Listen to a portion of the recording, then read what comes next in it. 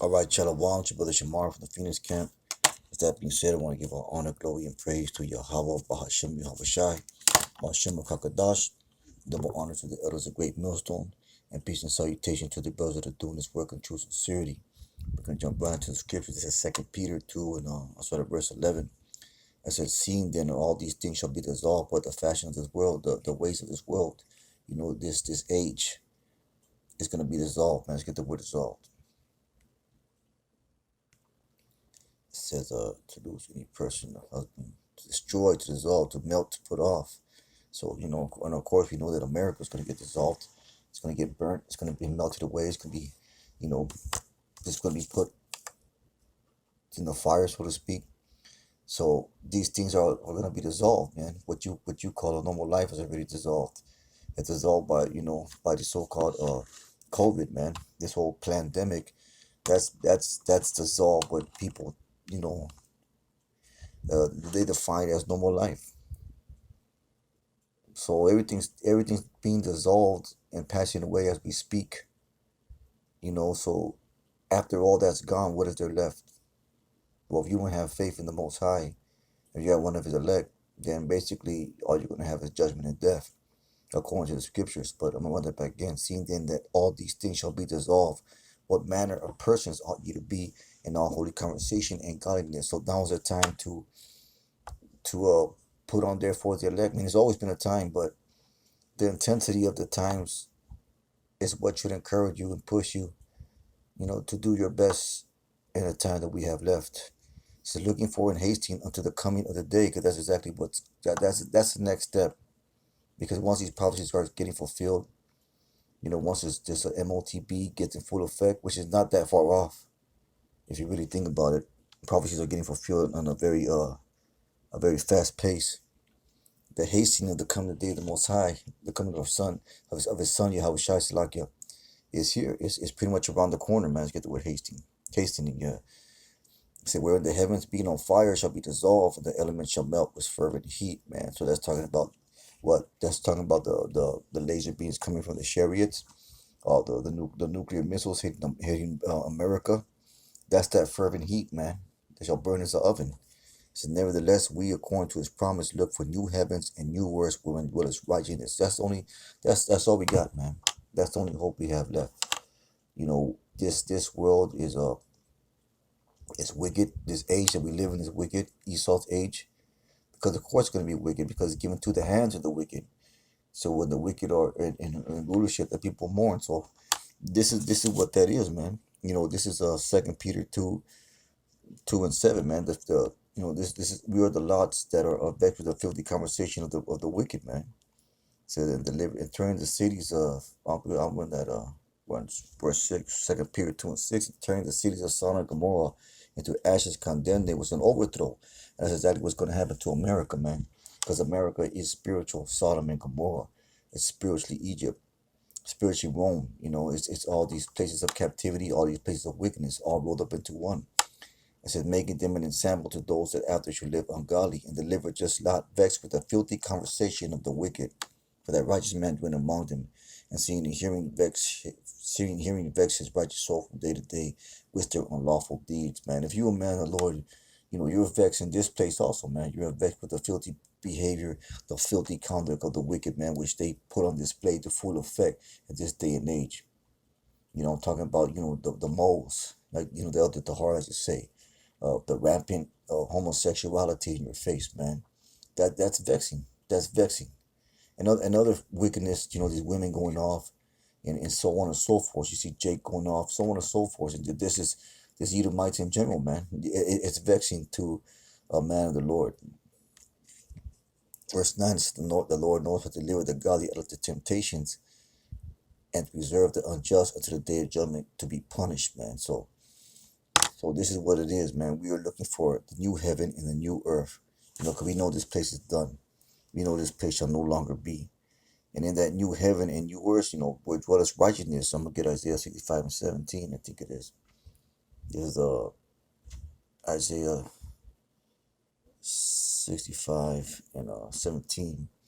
And it says, behold, this is the promise of the Most High. It says, behold, I create a new heavens and a new earth.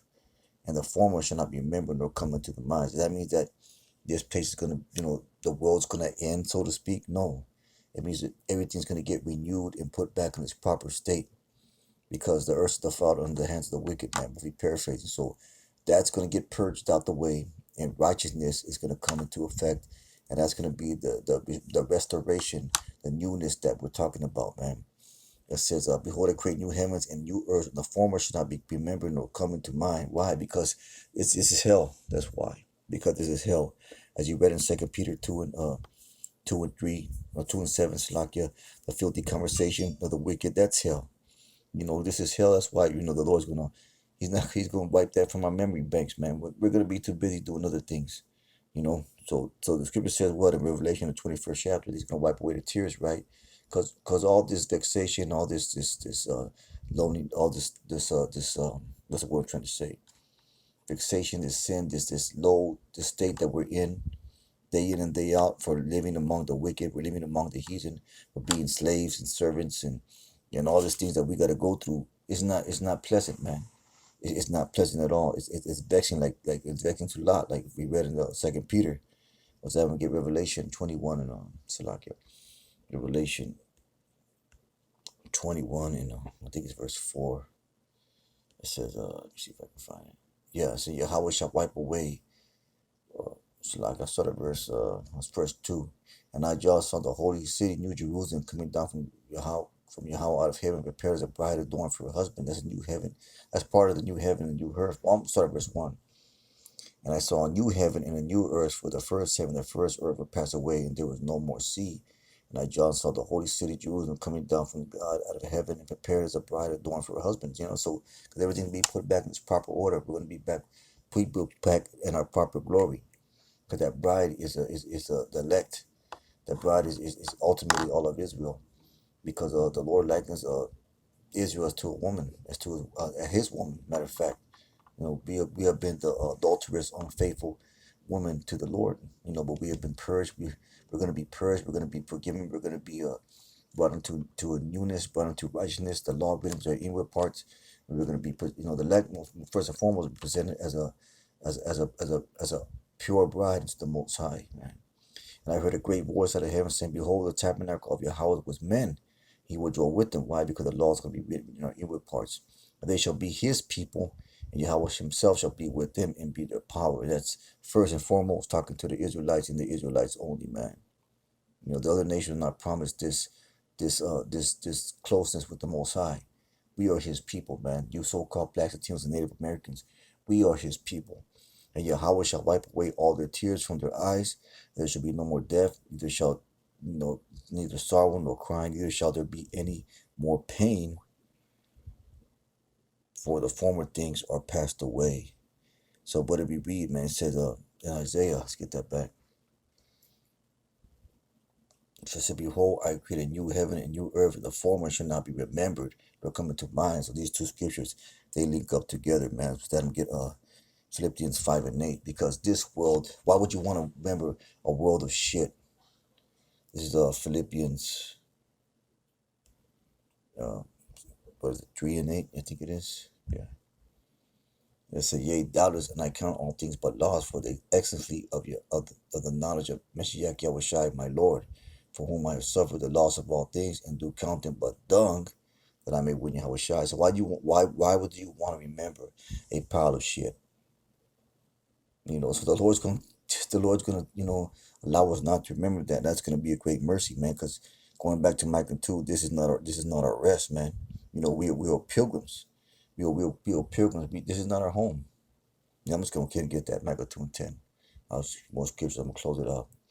This because I pretty much made the point. This is Micah 2 and 10, and it says, "Arise ye and depart, but this is not your rest." Where are we gonna go to? It says, "Arise and depart," but where are we gonna go? Where we're gonna go?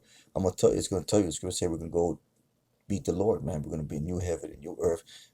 We have no home here. It says, "For this is not your rest, because it is polluted. I shall destroy you, even with a sword destruction," man. So this is not our rest. This is not the place where we lay a foundation, because it's this foundation that you lay, whatever foundation you lay here in America, is ultimately going to be destroyed. Going back to 2 Peter 3 and 13. What's that? I'm gonna get 2 Ezra 16 and 40. Salak. Uh, that ain't the right app. Titus the second and 16 it says, "All my people, hear my word, make you ready to thy battle." And this is spiritual battle, man, first and foremost. Spiritual battle. And in those days, in those evils, be as pilgrims upon the earth. He that sell them be they fuse away, he that buys is one that will lose. Why? Because America's gonna get to a point where in order to exist in it, you're gonna have to take that MOTB. So you're gonna have to be as a pilgrim, you know. You're gonna have to because it's gonna be evil, man. Bad times. He that occupied merchandise, he that had no profit buying, he that buildeth, he that shall not dwell therein. He that soweth, he shall not reap. Also, he that planteth the vineyards, he that shall not gather the grapes. They that marry, so basically, they that marry so that they shall get no children. They that marry not as the widowers. Therefore, they that labor in vain. So basically, this place is gonna pass away. What I said, like I said, what you call normal is not normal anymore. It's gonna continue to get worse, man. We see these things coming. And it doesn't take that much to see it. All you gotta do is pay attention to the news. Alternate news feeds and things like that, and you'll understand that we're living in those times more so than ever. Yeah, when they put, "Oh yeah, you guys always say that. You guys always say that." Yeah, but we're gonna continue to say it because it's gonna continue to come to pass. But with that being said, it's a real quick lesson. Most High will and hope was edifying. That will give all honor, glory, and praise to Yahweh Bashem Yahushai. Kahala Yahweh Bashem Yahushai. Let's keep on pushing. Shalom.